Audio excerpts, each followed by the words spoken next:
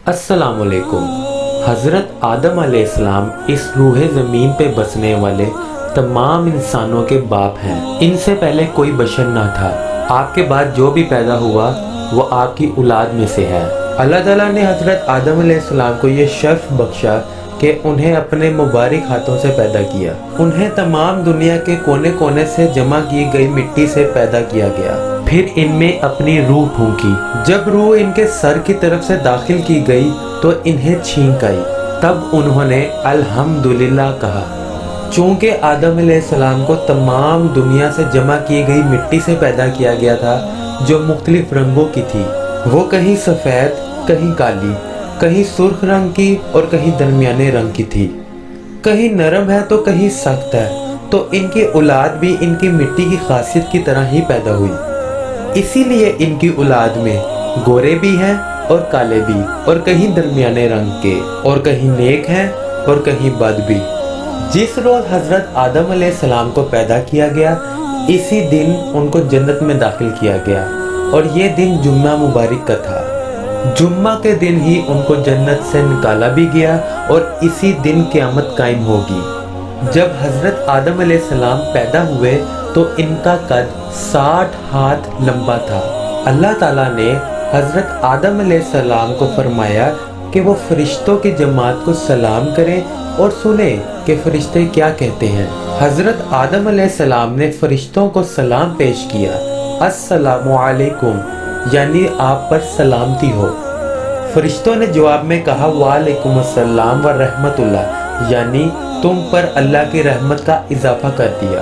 जब इस्लाम आया तो यही हुक्म दिया गया, यानी जब एक दूसरे से मिले तो अस्सलामु अलैकुम कहा जाए। हज़रत आदम अलैहिस्सलाम को पैदा करने के बाद अल्लाह ताला ने फरिश्तों को हुक्म दिया कि वो आदम अलैहिस्सलाम को सजदा करे। इसी तरह फरिश्तों ने अल्लाह ताला के हुक्म को माना और सजदा किया। सिर्फ इब्लीस ने हज़रत आदम अलैहिस्सलाम को सजदा करने से इनकार कर दिया। इब्लीस फरिश्तों की जमात से ताल्लुक नहीं रखता था, जबकि वो एक जिन था। अल्लाह ताला ने फरिश्तों को नूर से पैदा किया है और जिन को शोला मारती हुई आग से पैदा किया है। फरिश्तों की ये सिफ्त है कि वो अल्लाह ताला के हुक्म की नाफरमानी नहीं करते। फरिश्तों के बरअक्स जिन्नात में कुछ जिन अल्लाह ताला की फरमानी करते हैं और कुछ जिन अल्लाह की नाफरमानी करते हैं। जब अल्लाह ताला ने फरिश्तों और जिन्नात को हुक्म दिया कि वो हज़रत आदम अलैहिस्सलाम को सजदा करे, तो सारे फरिश्तों और जिन्नात ने सजदा किया सिवाय इब्लीस के, क्योंकि वो कहने लगा कि मैं हज़रत आदम अलैहिस्सलाम से अफजल हूँ। इब्लीस अल्लाह ताला को कहने लगा कि मुझे आग से पैदा किया गया और आदम अलैहिस्सलाम को मिट्टी से, तो मैं इसको सजदा कैसे करूँ। इब्लीस ने खुद को अफजल माना और आदम अलैहिस्सलाम को हकीर। जब अल्लाह ताला की नाफरमानी इब्लीस ने की तो अल्लाह ताला ने इब्लीस को कहा, तू मेरी बारगाह से दफा हो जा। अल्लाह ताला ने इब्लीस से उसका मुकाम भी छीन लिया। इब्लीस ने अल्लाह ताला को कहा कि मुझे क़यामत तक की मोहलत दे दे, यानी कि मुझे मौत ना आए। जब उसे इस बात का यकीन हो गया कि उसे मौत नहीं आएगी, तो उसने अल्लाह ताला को कहा कि मैं आदम की औलाद का दुश्मन रहूंगा, उन्हें वसवसों में डालकर गुमराही में मुब्तला करता जाऊंगा, उन्हें शिर्क करने की दावत दूंगा, उन्हें गुनाहों पर उकसाऊंगा, उनके आगे पीछे दाएं बाएं गर्ज हर तरफ से आऊंगा और उन्हें गुमराह करके छोड़ दूंगा। अब हर वो शख्स जो शैतान की बात माने वो बदनसीब है, और जो इसकी नाफरमानी करे वो खुश नसीब है। शैतान को जन्नत से निकाल के हज़रत आदम अलैहिस्सलाम को जन्नत में दाखिल किया गया। आप वहाँ अकेले थे, आपका कोई साथी न था। फिर अल्लाह ताला ने हज़रत आदम अलैहिस्सलाम की पसली से अम्मा हवा को पैदा किया। हज़रत आदम अलैहिस्सलाम और अम्मा हवा अलैहिस्सलाम दोनों जन्नत में हंसी खुशी ज़िंदगी बसर करने लगे। अल्लाह ताला ने आप दोनों को जन्नत की तमाम नेमतों से नवाजा था। हाँ, बस एक ऐसा दरख्त था जहाँ पे हज़रत आदम अलैहिस्सलाम को जाने से मना किया गया था।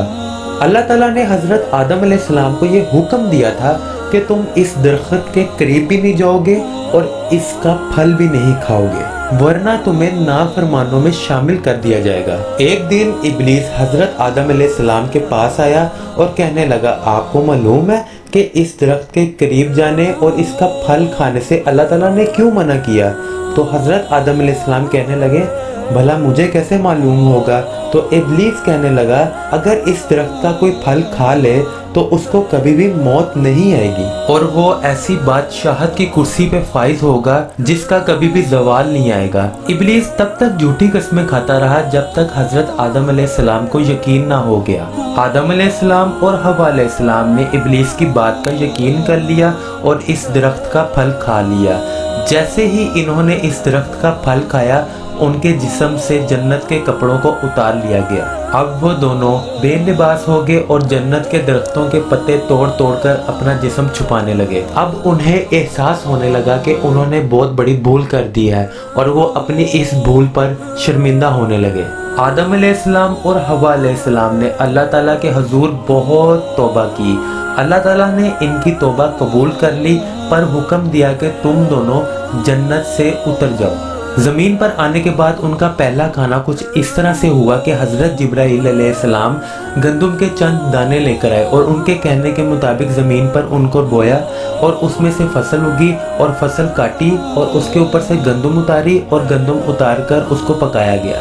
گندم کو پیسنے کے بعد ان کو گوندا اور اس سے روٹی بنائی۔ اس طرح زمین پر پہلا کھانا روٹی سے بنایا گیا۔ کھیتی باڑی کے علاوہ انہوں نے جانور بھی پالے، کپڑوں کی بنائی بھی کی، انہیں پہنا اور اس طرح اپنے گھر بنا کر رہائش کا بھی انتظام کیا۔ زمین پر آنے کے بعد اللہ تعالیٰ نے ہمیشہ جوڑوں کی صورت میں ان کو بچے نوازے اور حکم دیا کہ پہلے پیدا ہونے والے بچوں کو بعد والے بچوں کے ساتھ اور بعد والے بچوں کو پہلے پیدا ہونے والے بچوں کے ساتھ بیایا جائے، یعنی کہ جوڑوں والے بچوں کا آپس میں بیاہ نہ کیا جائے۔ اس طرح آدم علیہ السلام کی اولاد بڑھتی چلی گئی اور زمین آباد ہوتی گئی۔ آدم علیہ السلام کی اولاد میں سے بعض لوگ بہت نیکوکار تھے اور بعض لوگ بہت بدکار تھے۔ ان میں سے ایک قابیل بھی تھا جس نے اپنے بھائی حابیل کو قتل کر دیا تھا۔ مورخین کے خیال کے مطابق آدم علیہ السلام کی وفات تک ان کی اولاد کی تعداد 4 لاکھ تک جا پہنچی تھی۔ حضرت آدم علیہ السلام 1000 سال تک زندہ رہے اور جب وہ فوت ہوئے تو جمعے کا دن تھا۔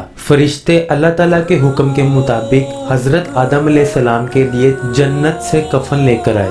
حضرت آدم علیہ السلام نے اپنی اولاد کو ہمیشہ یہ تعلیم دی تھی کہ ہمیشہ اللہ تعالیٰ کی عبادت کرنا اور مشکل اوقات میں اللہ تعالیٰ سے ہی مدد مانگنا۔ ربنا ظلمنا انفسنا وان لم تغفر لنا وترحمنا لنکونن من الخاسرین۔ اے رب، ہم نے اپنے اوپر ظلم کیا اور تو نے اگر ہم پر رحم نہ کیا اور ہمیں نہ بخشا تو ہم ضرور خسارہ پانے والوں میں داخل ہو جائیں گے۔